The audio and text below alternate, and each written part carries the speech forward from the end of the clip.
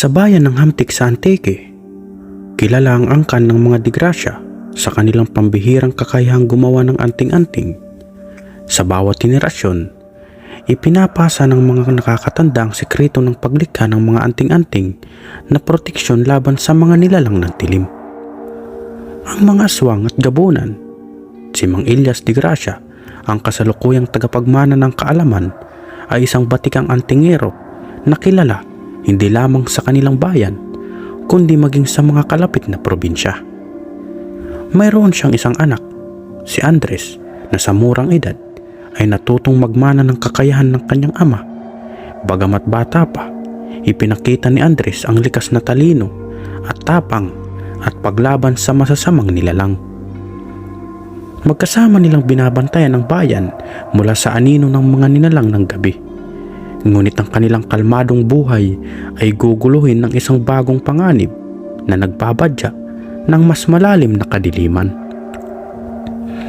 Sa isang gabi ng kabilugan ng buwan, napansin ni Mang Ilyas ang kakaibang katahimikan sa kanilang baryo. Wala ni isang aso ang tumatahol at ang mga lampara sa bawat bahay ay mas maagang pinatay kaysa karaniwan. Ito'y hindi dahil sa pagod o antok ng mga tao. Ito'y takot. "Anak, halika rito," tawag ni Ilyas habang abala sa paghahalo ng lakis ng niyog at mga pinatuyong dahon ng alagaw sa isang maliit na garapon. "May nararamdaman akong kakaiba. Parang may malaking panganib na paparating." Agad na tumalima si Andres at lumapit sa kanyang ama. Sa murang edad na 17, sanay na siya sa gawain ng kanyang ama. Alam niyang ang paghahanda ng mga anting-anting ay hindi basta-basta. Ito'y may kasamang dasal at debosyon. "Gabi-gabi lang po, ama. Parang dumadami ang ulat tungkol sa mga batang nawawalas sa kabilang baryo," sabi ni Andres habang pinupunasan ng isang itak na linilinis niya. "Oo anak, at sigurado akong hindi ito basta-bastang pangyayari. Ang dugo di Gracia ang tanging dipinsa ng baryong ito. Kailangan natin maghanda." Sa madilim na bahagi ng kagubatan ng Hamtik, may naririnig na bulong ang mga ama. Nasa gitna sila ng paggawa ng mas malakas na anting-anting, ngunit hindi nila maiwasang maramdaman ang presensya ng kakaibang nilalang. "May sumasabay sa atin," ani Ilyas habang mahigpit na hawak ang kanyang bulo na nilagyan ng anting-anting. "Ito na ba ang mga gabunan, ama?" tanong ni Andres na kahit sanay sa panganib ay nararamdaman ang kabas sa kanyang dibdib.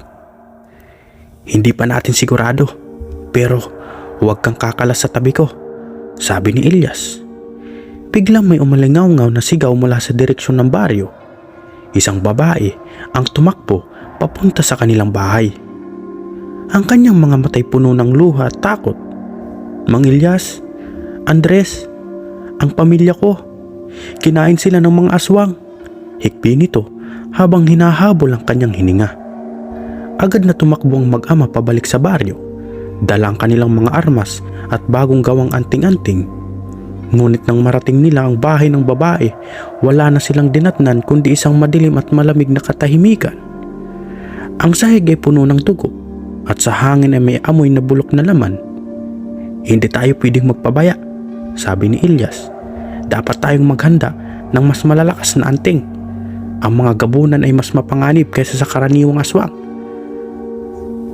Kinabukasan, sa isang pulong ng mga matatanda ng baryo, iminungkahi ni Mang Ilyas na magdaos ng isang ritual upang magpalakas ng proteksyon laban sa mga aswang at gabunan. Ngunit hindi lahat ng nakatira sa baryo ay naniniwala sa kapangyarihan ng mga anting-anting. "Mga kwentong bayan lang ang mga iyan, Ilyas," sabi na Kapitan Pablo, ang pinuno ng baryo. "Hindi ako naniniwala sa mga anting-anting. Dapat tayong maghanda ng mga tunay na sandata." "Iyan ang iniisip ng karamihan, Kapitan.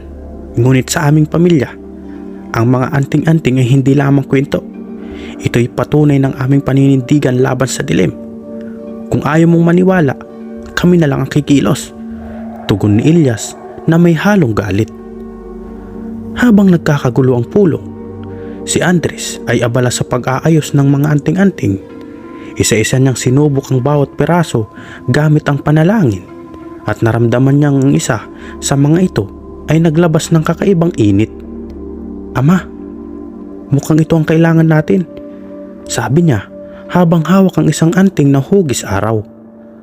Ngunit bago pa man sila magamit ito, dumating ang isang grupo ng mga aswang sa kanilang baryo kasama ang gabunan, isang halimaw nagbabagong anyo at mas matalino kaysa sa karaniwang nilalang ng dilim.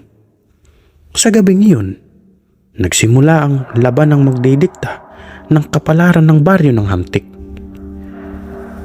Sa gitna ng pag-atake ng mga aswang, ang buong baryo ay nasa kaguluhan. Ang mga tao ay nagtatago sa kanilang mga bahay, nagtatakip ng bintana at nagdarasal na huwag silang mapasok ng halimaw. Si Mang Ilyas at Andres sa kanilang simpleng kubo na may mga nakapaskil na anting-anting ay naghahanda sa harap ng paparating na panganib. "Andres, kunin mo ang dugo sa bato, ang pinakamatanda nating anting-anting. Ito ang nagpoprotekta sa ating angkan," utos ni Ilyas. Ang dugo sa bato ay isang anting-anting na iniingatan ng kanilang pamilya. Ito'y hugis bilog na bato na kulay dugo, may ukit ng sinaunang baybayin na gitna. Pinaniniwalaang ito ang nagpapalakas sa kakayahan ng isang antingero. Sa gabing iyon, inilabas ito ni Andres mula sa baul at agad nilang sinimulan ang ritual upang palakasin ang kapangyarihan nito. Nagsimula si Ilyas sa kanyang panalangin. Ang boses niya ay lumalim sa bawat dasal na inuusal, habang ang hangin sa paligid ay tila nagiging mabigat nang biglang sumabog ang pinto ng kanilang bahay. Isang malaking gabunan ang sumalakay. Ang anyo nito ay tila pinagsamang tao at hayop. May balahibong itim, matatalim na kuko at mapupulang mata na naglalagablab. "Andres, sa likod ko!" sigaw ni Ilyas sabay hambalos ng kanyang bulo na may nakaukit na anting-anting sa talim. Sa kabila ng lakas ni Ilyas, hindi basta-basta natatalo ang gabunan. Lumaban si Andres gamit ang isa pang itak, ngunit natutokso siya ng mga halimaw na umikot pa sa paligid nila. Sa isang iglap, tinamaan ang dugo sa bato ng isa sa mga kuko ng gabunan. Ang anting-anting na inabitawan ni Andres at nahulog sa sahig. "Huwag mo yang bibitawan!" sigaw ni Ilyas habang pilit na pinoprotektahan ang anak. Ngunit bago pa makaporma si Andres, isang kakaibang enerhiyang lumabas mula sa anting-anting. Kumalat ang liwanag na tila bagay, humigop ng lakas mula sa gabunan.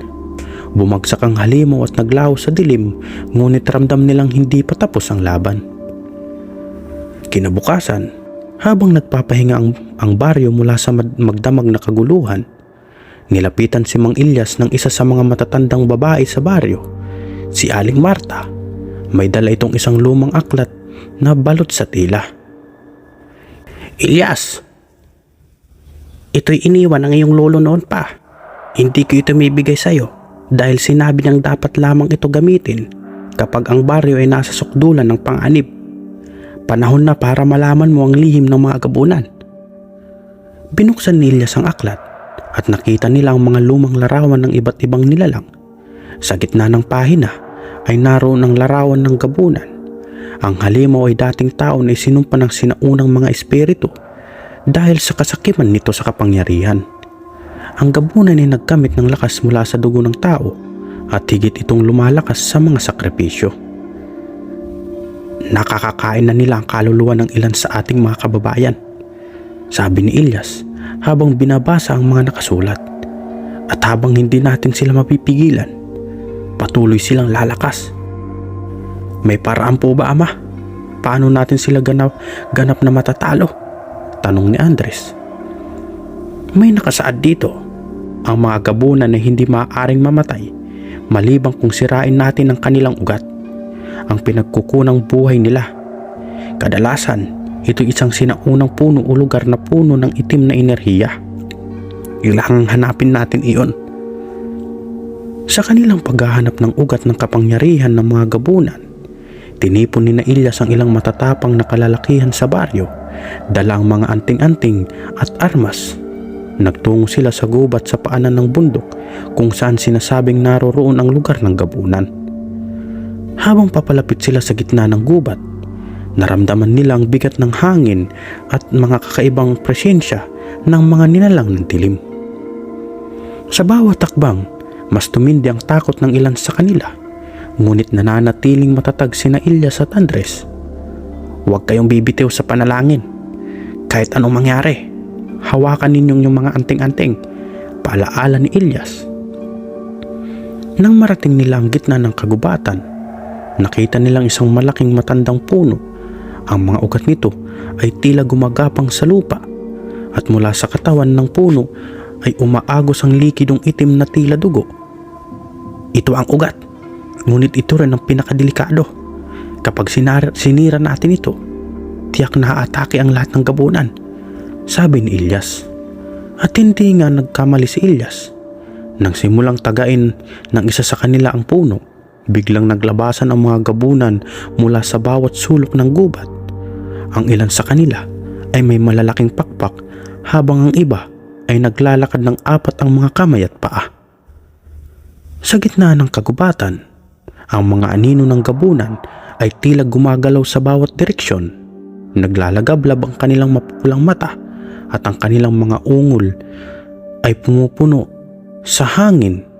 Hawak ni Ilyas ang kanyang bulo, pinuno ng anting-anting, habang si Andres ay mariing nakakapit sa itak na binindisyonan ng kanilang dugo.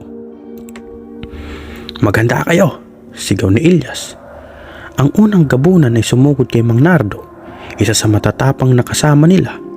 Sa isang iglap, nilapa ito ng halimaw bago pa man siya makapagbigay ng isang palo.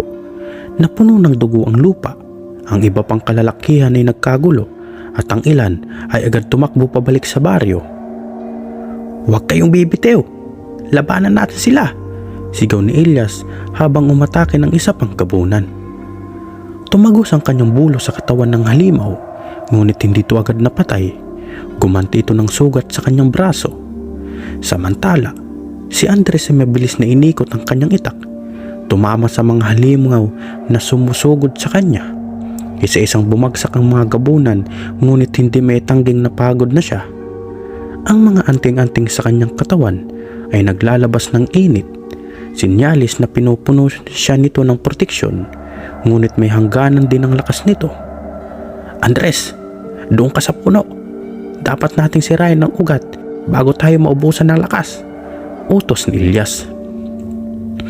Tumakbo si Andres patungo sa puno habang patuloy na pinoprotektahan ng kanyang ama ang mga natitirang kalalakihan. Ngunit habang papalapit siya, isang napakalaking gabunan ang lumitaw mula sa likod ng puno. Ang itsura nito'y higit na nakakatakot kaysa sa lahat ng nakaharap nila. Mas malaki, mas mabilis at tila mas matalino. Ito ang pinuno ng gabunan. Anak ng Digrasya. Bumulong ang halimaw, ang boses nito'y malamig at puno ng galit. Matagal ko nang hinihintay ang araw na ito. Ang inyong dugo ay magbibigay sa akin ng walang hanggang lakas. Hindi sumagot si Andres. Sa halip, itinaas niya ang kanyang itak at mabilis na umatake. Subalit mabilis ang halimaw. Iniiwasan nito ang bawat hampas. Sa isang iglap, hinampas nito si Andres at natapon siya sa lupa. Sumirit ang dugo mula sa sugat sa kanyang braso, ngunit tumayo siya muli. Sa di kalayuan, napanood ni Ilyas ang nangyayari. Nagmadali siyang tumakbo patungo sa anak habang hinahabol siya ng iba pang gabunan. Hindi alintana ang sariling sugat. Ginamit niya ang huling piraso ng langis ng anting-anting upang gawing mas matalas at mas mapanganib ang kanyang bulo. Andres, huwag kang titigil, sigaw niya habang pinapatay ang isa pang gabunan. Tumayo si Andres at tinabot ang dugo sa bato sa kanyang ama. Ama, ito ang kailangan mo. Gamitin mo ito laban sa pinuno. Ngunit bago pa niya maibigay ang anting-anting, biglang sumugod ang pinuno ng gabunan. Hinampas nito si Ilyas na tumilapon papunta sa paanan ng puno. Sa kabila ng sakit, tumayo si Ilyas. Ang mga kamay ay nanginginig ngunit matatag. Kahit kailan, hindi ka magtatagumpay laban sa angkan ng Digrasya, sigaw niya. Sa huling sandali, Isang plano ang sumugi sa isip ni Ilyas.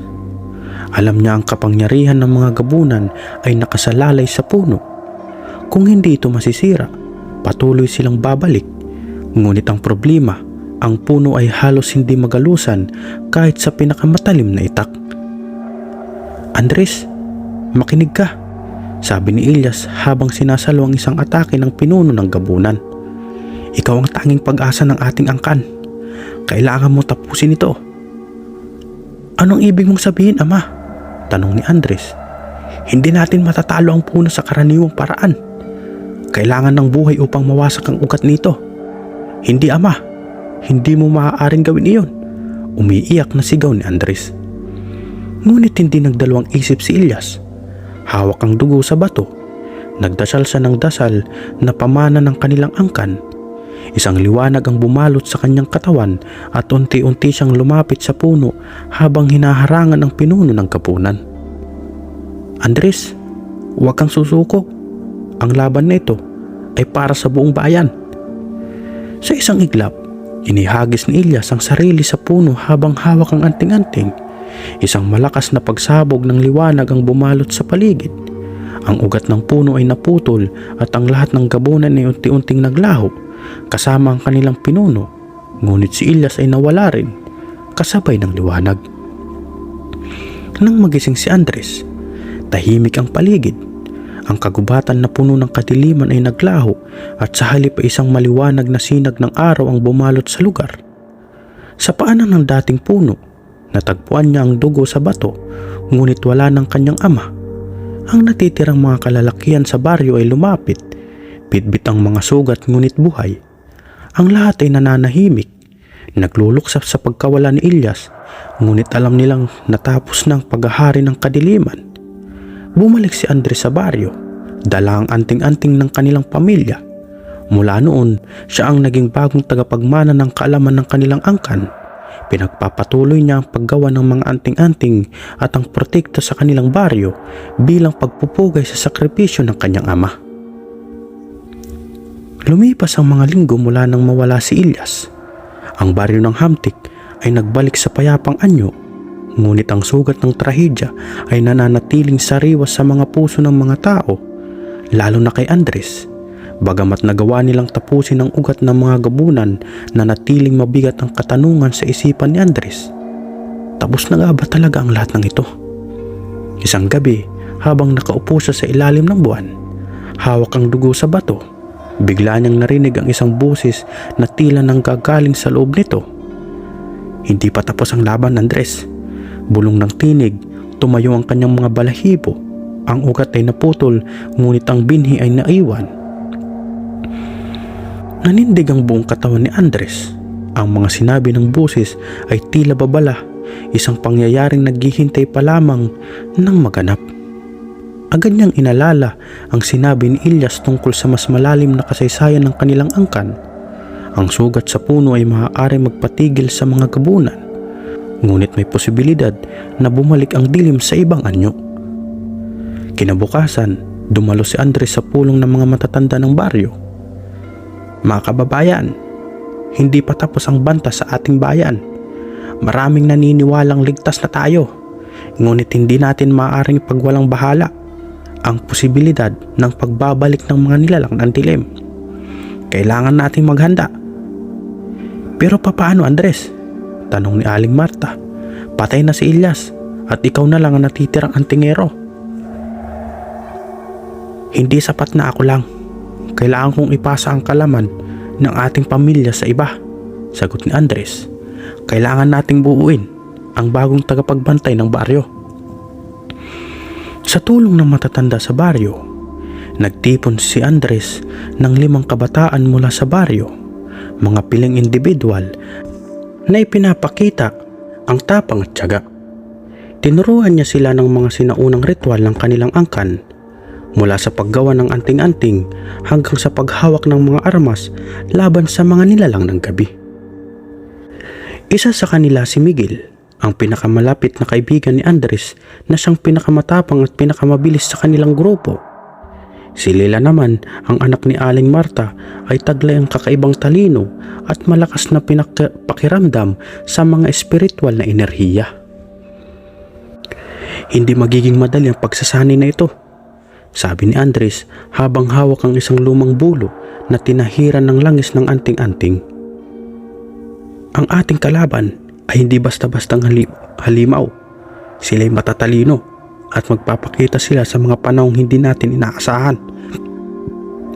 Sa kabila ng hirap, mabilis na natuto ang 5. Natutunan nilang ipagsama ang pananampalataya at tapang, ang paghawak ng kanilang mga armas na may mga ukit ng panalangin, at ang pagrespeto sa mga espiritual na lakas na bumabalot sa kanilang paligid. Habang abala sa pagsasanay, unti-unting napansin ni Andres ang mga kakaibang pangyayari. Sa baryo, may mga alagang hayop na biglang nawawala at may ilang kabataan ang nagkukwento tungkol sa kakaibang boses na naririnig tuwing gabi. Isang gabi, isang paslit ang tumakbo sa bahay ni Andres. "Kuya Andres, ang tatay ko, sinapian ng masamang espiritu," umiiyak na sigaw ng bata. Agad na nagtungo si Andres at ang mga bagong tagapagbantay sa bahay ng lalaki. Pagdating nila, dinatnan nilang nawala ito.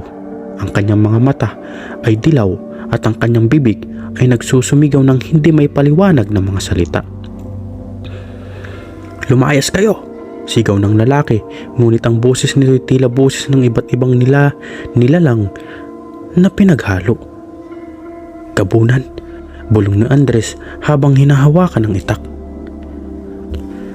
Habang sinusubukang pigilan ng lalaki, napansin ni Lila ang kakaibang marka sa kanyang dibdib. Isa itong hugis dahon na tila nakaukit sa balat nito. May natirang bahagi ng puno. May iniwang marka sa ilan sa mga nilalang sa baryo, sabi ni Lila. Agad na nagdasal si Andres gamit ang anting-anting na iniwan ng kanyang ama. Sa tulong ng dasal at tapang ng kanilang grupo, nagawa nilang palayasin ang espiritu mula sa lalaki. Ngunit bago ito tuluyang nawala, may iniwang babala ang espiritu. "Hindi nyo kami kayang pigilan. Ang mga natitirang binhi ay mag-uugat mula sa araw na iyon. Babalik kami ng mas malakas." Kinabukasan, nagtipon si Andres at ang bagong tagapagbantay. Kailangan nilang tuklasin ang lugar kung saan maaaring nagtatago ang natitirang binhi ng puno. Sa tulong ng aklat ng kanilang angkan, nalaman nilang may mga naiwang bahagi ng ugat sa iba't ibang lugar sa probinsya. May 3 lugar na kailangan nating puntahan. Ang unang lugar, ang kuweba ng Sibalom na sinasabing tahanan ng mga engkanto. Doon daw itinapon ang bahagi ng puno nung una itong sinira. Sa kanilang paglalakbay, hinarap nila ang iba't ibang panganib, mula sa mga ligaw na espiritu hanggang sa mga nagbalik na gabunan. Sa bawat laban, unti-unting lumalakas ang kanilang pagkakaisa bilang tagapagbantay. Ngunit habang papalapit sila sa katotohanan, natuklasan nila ang mas malalim na lihim. Ang puno ng gabunan ay hindi isang ordinaryong puno. Ito'y tinanim ng isang tao mula sa kanilang sariling angkan, libo-libong taon nang nakakalipas. Ang puno, ito'y bahagi ng kasaysayan ng pamilya natin, bulong ni Lila. Nakarating ang grupo sa kuweba ng Sibalom, isang malalim at madilim na lugar na matagal nang iniiwasan ng mga taga-baryo. Ayon sa aklat ni Ilyas, dito itinapon ang mga natirang ugat ng puno ng gabunan upang itago ito mula sa mga sinaunang antingero na nagtangkang sirain ng puno noong unang panahon. Ngunit ang lihim na iyon ay tila nabunyag na sa mga halimaw at ang kuweba ay muling naging pugad ng kasamaan. Sa bungad pa lang ng kuweba, agad nilang naramdaman ang bigat ng enerhiya. Ang hangin ay malamig, ngunit tila may dalang nakakakilabot na init mula sa ilalim ng lupa. "Andres," sabi ni Miguel habang hawak ang kanyang itak, "sigurado ka ba na kaya nating harapin ang nasa loob nito?" "Kailangan natin," sagot ni Andres. Ang kanyang boses ay matatag, ngunit puno ng kaba. Ang bawat ugat na naiiwan ay magdadala ng mas malaking panganib sa ating bayan. Wala tayong ibang paraan. Habang binabaybay nila ang loob ng kuweba, biglang nagdilim ang paligid. Ang kanilang mga lampara ay halos hindi makatagos sa kapal ng anino sa paligid. Tila gumagalaw ang anino at nagiging mga mata na nakatingin sa kanila mula sa bawat sulok ng kuweba. "Maging alerto," sabi ni Lila habang iniabot ang kanyang maliit na amulet sa grupo. "Ito ang magpuprotekta sa atin laban sa masamang espiritu." Biglang narinig nila ang isang malalim na ungol na nagmumula sa kailaliman ng kuweba. Bumilis ang tibok ng kanilang puso. Sa paglapit nila, nakita nilang isang makapal na ugat na tila gumagalaw pa. Pinaliligiran ito ng mga halimaw na gabunan, mas maliliit kaysa sa pinuno ng gabunan, ngunit mas mabilis at mas mapanganib. "Andito na yung ugat. Maging handa kayo," sabi ni Andres. Agad na sumugod ang mga gabunan. Mabilis at mas malupit ang kanilang galaw kaysa sa mga unang nilalang na kanilang hinarap. Nagpakawala ng isang sigaw si Miguel habang inuundayan niya ang itak ang isa sa mga gabunan. Tumalsik ang itim na dugo ng halimaw, ngunit ang katawan nito ay biglang bumalik sa anyo. "Hindi sila basta-basta namamatay," sigaw niya. "Ang anting-anting gamitin ninyo, ang mga armas na may bendisyon," sigaw ni Andres habang sinusubukang harapin ang isang halimaw na bumagsak sa kanya mula sa itaas. Gamit ang mga armas na may ukit na pananalangin at langis na anting-anting, unti-unti nilang napabagsak ang mga gabunan, ngunit sa bawat halimaw na kanilang napapatay, tila may bago na namang sumusulpot mula sa dilim. "Hindi tayo matatapos dito hanggat hindi natin sinisira ang ugat," sabi ni Lila. Tumakbo si Andres papunta sa ugat habang ang iba ay nakikipaglaban. Upang protektahan siya, hawak niya ang dugo sa bato. Ipinatong niya ito sa ibabaw ng gumalaw na ugat at nagdasal ng malalim. "Sa pangalan ng ating mga ninuno, wasakin nawa ang kasamaan," sigaw niya. Isang matinding liwanag ang lumabas mula sa anting-anting at ang ugat ay nagsimulang magliyab. Ang mga gabunan ay nagwala, ngunit isa-isa silang naglaho sa harap ng liwanag. Sa wakas, ang ugat ay nasunog at ang kuweba ay unti-unti naging tahimik. Matapos ang matagumpay na laban sa unang ugat, bumalik ang grupo sa baryo upang magpahinga. Ngunit ang kanilang tagumpay ay hindi nagtagal. Isang mensahero ang dumating, dala ang masamang balita mula sa karatig na baryo ng San Jose. "Andres, may mga kakaibang nilalang na umatake sa amin kagabi. Hindi namin alam kung saan sila nanggaling, ngunit sinabi nilang dinala sila ng sugat ng lupa." Agad na tiningnan ni Lila ang aklat ng kanilang pamilya. Napag-alaman nila ang pangalawang ugat ay nasa ilalim ng isang lumang simbahan sa San Jose, isang lugar na matagal nang pinaniniwalaan na inibando na dahil sa mga masamang pangyayari. Pagdating nila sa simbahan, haramdam nila ang bigat ng lugar. Ang altar ay durog at ang sahig ay puno ng mga basag na bato at kahoy. Sa ilalim ng simbahan, nakita nilang isang lihim ng lagusan na patungo sa isang maitim na lagim. "Ang pangalawang ugat ay narito, ngunit ang lugar na ito ay mas delikado kaysa sa nauna," sabi ni Andres. Sa ilalim ng simbahan, natagpuan nilang pangalawang ugat na nakabaon sa isang lawa ng itim na likido. Ngunit bago nila ito mawasak, lumitaw ang isang bagong halimaw, isang gabunang may 6 na braso at malakiskis na balat.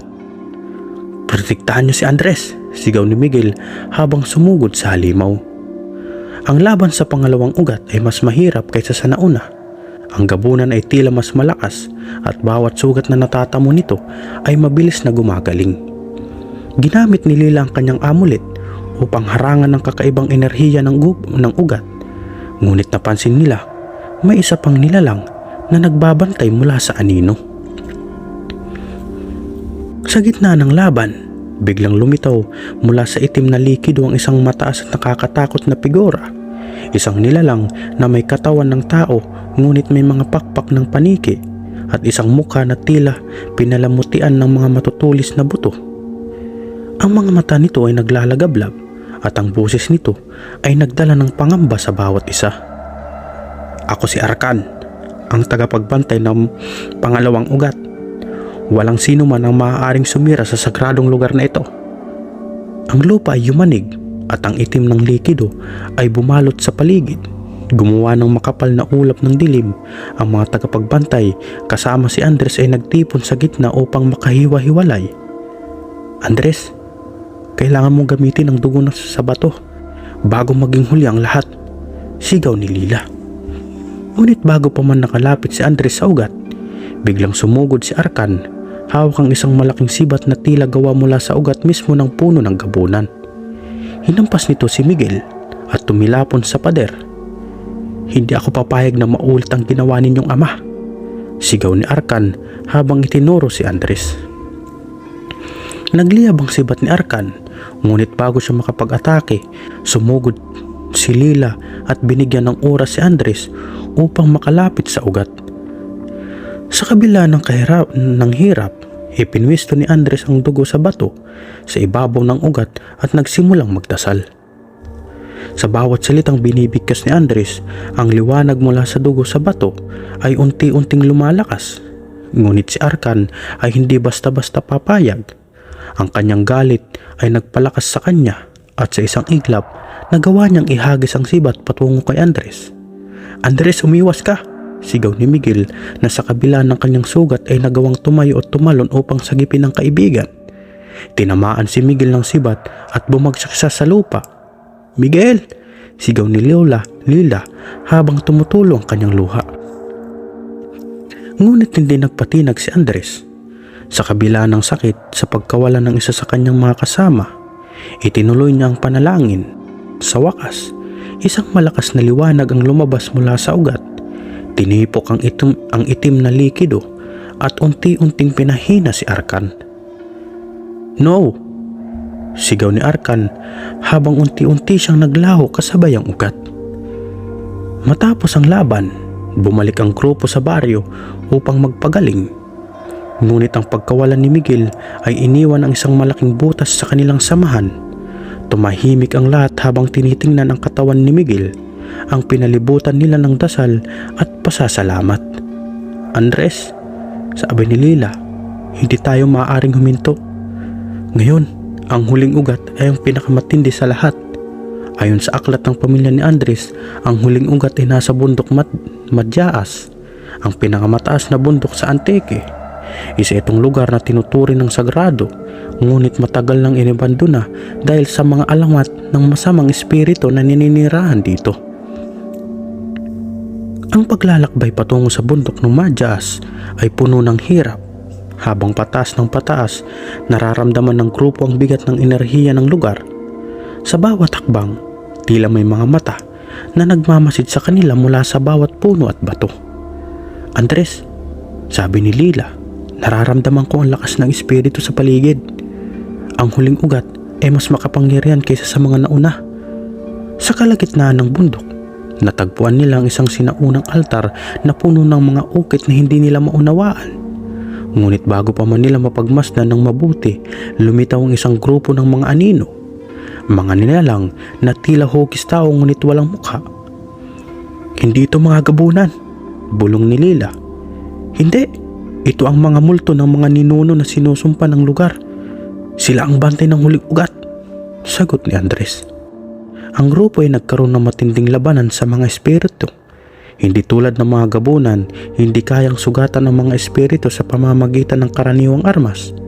Kailangan nilang gumamit ng kanilang mga anting-anting at panalangin upang mapalayo ang mga ito.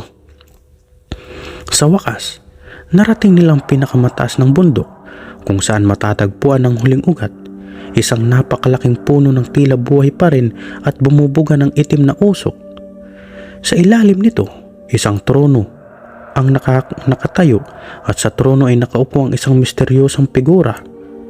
Ang figura sa trono ay nagbukas ng kanyang mga mata at isang kakaibang ningning ang bumalot sa paligid. Sa isang babae na may mahabang itim na buhok, mga mata na kumikislap sa pula at isang boses na tila nagpapalutang ng bawat salitang sinasabi niya. Kayo ang mga tagapagmana ng mga digrasya, sabi niya. Matagal ko na kayong hinihintay. Ang reyna ng gabunan, ang pinakamalakas sa lahat ng nilalang ng dilim, ay siya palamang nagtatago lihim ng puno. Siya ang nagtanim ng mga binhi nito at nagtatangkang gamitin ang lakas nito upang may pasalalim ang buong mundo sa dilim. "Hindi mo kami mapipigilan," sabi ni Andres habang hinahawakan ang dugo sa bato. Ngunit ngumiti lamang ang reyna. "Hindi niyo ako kayang talunin. Ako ang ugat ng lahat ng ito. At ngayon, kayo naman ang maglilingkod sa akin." Nang marinig ni Andres ang mga salitang iyon mula sa reyna ng gabunan, ang kanyang puso ay kumabog ng malakas. Ang matinding presensya ng reyna ay nagbigay ng takot sa kanilang mga katawan. Ngunit sa kabila ng lahat ng ito, alam ni Andres na hindi sila maaaring umatras. Ito ang huling laban, ang pagkakataon na itakwil ang dilim at tapusin ang banta sa kanilang bayan. "Hindi ka na maghahari pa. Hanggang may natirang buhay sa amin, hindi mo kayong magagapi," sigaw ni Andres. Ang reyna ay ngumiti ng malamig. "Ang lakas ng inyong pananampalataya ay nakakatawa. Iniisip niyo ba talagang kaya niyo akong talunin? Ang gabunan hindi lamang mga halimaw, hindi lamang ugat na may espiritu. Ang gabunan ay ako. Ako ang pinakaugatan ng lahat ng ito." Mabilis na tumayo ang reyna at sa kanyang pagkilos, nag-umapaw ang enerhiya mula sa kanyang katawan. Ang mga puno sa paligid nila ay nagsimulang mag-ugat at magbago ng anyo. Nagiging mga nilalang na parang kahoy na may mga pangil at matutulis na mga pangil. Ang buong bundok ay tila buhay at sumasailalim sa nilalang na kumukontrol sa lahat ng ito. Sa bawat ugat ng puno, sa bawat galit ng dilim, ikaw ay magiging bahagi ng aking pag-iral, Andres. Wala kang takas sa akin. Bawat isa sa inyo ay magiging mga gabunan. Ang bagong hukbo na magpapalawak ng aking paghahari. Sa kabilang nakakatakot na pananalita ng reyna, si Andres ay tumayo ng matatag. Alam niyang walang ibang paraan upang matalo ang reyna kundi gamitin ang buong lakas ng kanilang pamilya at ang mga aral na iniwan ng kanyang ama. Binuksan ni Andres ang aklat ni Ilyas, isang sinaunang aklat ng mga ritual at gabay laban sa kontra sa dilim. Kung ang gabunan ay ugat ng kasamaan, kailangan natin gamitin ang ugat ng pag-asa, bulong ni Andres sa kanyang sarili. Kinuha niya ang dugo sa bato at itinaas ito sa ibabaw ng kanyang ulo. Sa isang malakas na tinig, siya ay nagdasal ng isang sinaunang ritual, isang dasal na nagpalaya at liwanag. Habang nagdasal si Andres, ang mga anting-anting ng grupo ay nagsimulang magliwanag. Si Lila ay naglabas ng kanyang amulet. Si Miguel, bagamat sugatan, ay naghawak ng kanyang armas at nagdasal ng taimtim. Ang lahat ng kanilang lakas at pananampalataya ay nagsanib upang maglikha ng isang ilaw na sumasalamin sa sinag ng buwan. Ang liwanag ay lumakas at kumalat sa buong bundok. Tinamaan ang lahat ng mga nilalang na kontrolado ng reyna. Ang mga puno at halimaw ay nagsimulang maglaho at ang mga madilim na enerhiya ng bundok ay nagsimulang magbago ng anyo. Ang mga ugat na naglalabas ng dilim ay nagumpisang matunaw sa liwanag ng kanilang mga anting-anting at panalangin. Ang reyna, bagamat nasaktan, ay hindi pa rin nawalan ng lakas. Mabilis niyang pinukulang malalakas na alon ng enerhiya si Andres at ang grupo. "Hindi ko kayo kailanman matatalo sa liwanag. Ang gabunan ay ang dilim ng walang hanggan," sigaw niya. Ngunit hindi nawalan ng pag-asa si Andres. Ang liwanag mula sa dugo sa bato ay nagpatuloy sa paglawak at ang kanyang mga kasama ay lumapit upang tumulong. Si Lila at si Miguel ay nagbigay ng kanilang mga anting-anting upang magpataas pa ng lakas ng ilaw. At sa isang huling pagsabog, ang buong bundok ay lumiwanag ng walang katulad. Ang liwanag ng ating pamilya ay magtatagumpay, sabi ni Andres, at sa isang malakas na sigaw, ipinako ng kanilang mga anting-anting ang katawan ng reyna ng gabunan. Ang liwanag ay nagdulot ng isang malupit na pagsabog at sa isang iglap, ang reyna at ang kanyang kaharian ay naglaho. Sa pagkatalo ng reyna ng gabunan, ang bundok ay muling naging tahimik. Ang mga nilalang ng dilim ay naglaho at ang mga espiritu ng kanilang mga ninuno ay nagbigay galak sa kanilang tagumpay. Si Andres at ang kanyang mga kasama ay bumaba mula sa bundok, dala ang kanilang tagumpay. Ngunit ang puso ni Andres ay malungkot Alam niya si Miguel ang pinakamatalik niyang kaibigan ay hindi na makakasama pa sa kanilang laban. Ngunit si Lila na may luha sa mata ay nagbigay ng lakas kay Andres. Hindi tayo dapat palungkot. Ang mga sakripisyo ng mga katulad ni Miguel ay hindi mawawala. Ang kanyang diwa ay magiging bahagi ng ating tagumpay at magiging gabay natin sa mga susunod na laban. Sa kanilang pagbabalik sa baryo ng Hamtik, sinalubong sila ng mga tao na may galak sa kanilang mga mata. Ngunit sa kabila ng kaligayahan, alam nilang hindi pa tapos ang lahat. Ang laban nila para sa kapayapaan ay hindi isang katapusan, kundi isang simula. Habang ang mga tao ng Hamtik ay nagdidiriwang ng kanilang tagumpay, si Andres at ang mga tagabantay ng baryo ay nagsimulang magturo sa mga kabataan ng kanilang mga aral. Ang kasaysayan ng mga antingero ay pinapasikat muli at ang mga bagong henerasyon ay tinuruan ng mga ritual ng proteksyon laban sa dilim. Si Andres, bagamat puno ng sugat at kalungkutan, ay nagsimula ng magsanib sa bagong misyon, ang magturo, magbantay at ipasa ang kanyang kaalaman sa mga susunod na henerasyon. Ang mga anting-anting na ipinasa mula sa kanilang pamilya ay muling ginamit upang manatiling ligtas ang baryo at ang mga kababayan. Ang gabunan bagamat nawasak ay naging simbolo ng kanilang tagumpay at ang kanilang hindi natitinag na pananampalataya sa pag-asa. Wakas.